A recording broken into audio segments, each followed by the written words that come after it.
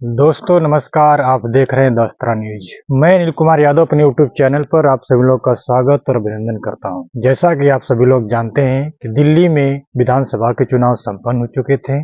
5 फरवरी को वोटिंग थी और 8 फरवरी को उसके नतीजे आने वाले थे। आज परिणाम आए। बीजेपी दिल्ली में 27 साल बाद वापसी की है और पूर्ण बहुमत की सरकार बनाने के दावेदार बन चुके हैं और 27 साल के बाद बीजेपी का जो सूखा था वह हटा है। उत्तर प्रदेश के अयोध्या जिले के मिल्कीपुर विधानसभा सीट पर भी 5 फरवरी को वोटिंग हुई थी और 8 फरवरी को उसके भी नतीजे आए हैं, जहां पर बीजेपी और सपा के बीच में घमासान था। बीजेपी ने पूरे दमखम के साथ चुनाव लड़ा तो सपा ने भी पूरे दमखम के साथ चुनाव लड़ा। सपा बीजेपी पर काफी हमलावर रही और बीजेपी भी सपा पर काफी हमलावर रही। एक दूसरे पर हमले के बाद दोनों पार्टियां चुनाव में जबरदस्त प्रदर्शन कर रही थी, लेकिन उत्तर प्रदेश के अयोध्या के मिल्कीपुर विधानसभा सीट को उत्तर प्रदेश के मुख्यमंत्री आदित्यनाथ योगी ने अपनी साख मान ली थी और वहीं उत्तर प्रदेश के पूर्व मुख्यमंत्री अखिलेश यादव ने भी अपनी साख मान ली थी।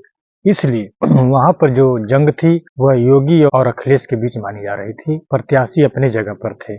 वहीं अयोध्या के सांसद अजय प्रसाद की भी साख का सवाल था, क्योंकि उन्हीं के बेटे समाजवादी पार्टी की तरफ से प्रत्याशी थे। अंततः बीजेपी ने प्रयोग किया और वहां पर एक नया प्रत्याशी दिया जो कभी कोई बड़ा चुनाव नहीं लड़े थे, चंद्रभानु पासवान। लेकिन उनको मिल्कीपुर की जनता ने उन पर विश्वास जताया, भरोसा जताया और उन्हें बड़े भारी मतों से विजयी बना दिया है। वहीं अवधेश प्रसाद की साख और जो अवधेश प्रसाद सांसद जीत करके दम भर रहे थे कि हमारी सीट सदा हमारी रहेगी, आखिर जनता ने उन्हें नकार दिया। उनके बेटे को जनता ने नकार दिया। अब जो है भाजपा का मिल्कीपुर में परचम फहर चुका है और भारी मतों से चंद्रभानु पासवान को जीत मिली है। वहीं चुनाव को लेकर के भाजपा जिस ढंग से चुनाव लड़ी है वह काबिले तारीफ है और आरोप प्रत्यारोप तो लगते रहते हैं पार्टियों पर, सत्ता पर। वहीं सपा के सांसद अवधेश प्रसाद ने बीजेपी पर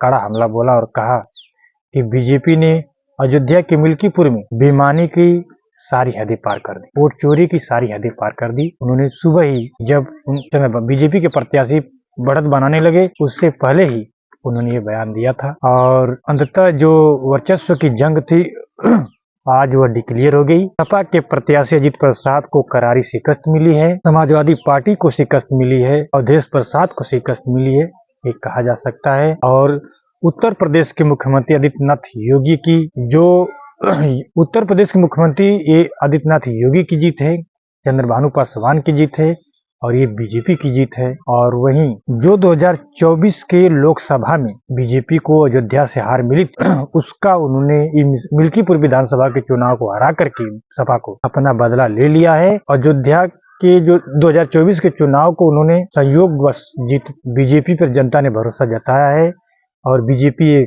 बयान देती आ रही है कि वो अकस्मात जीत थी, क्योंकि जनता हमेशा बीजेपी के साथ रही है, हिंदुत्ववादी सरकार के साथ रही है, राम के चहेतों के साथ रही है, जो राम को लाए हैं उनके साथ रही है।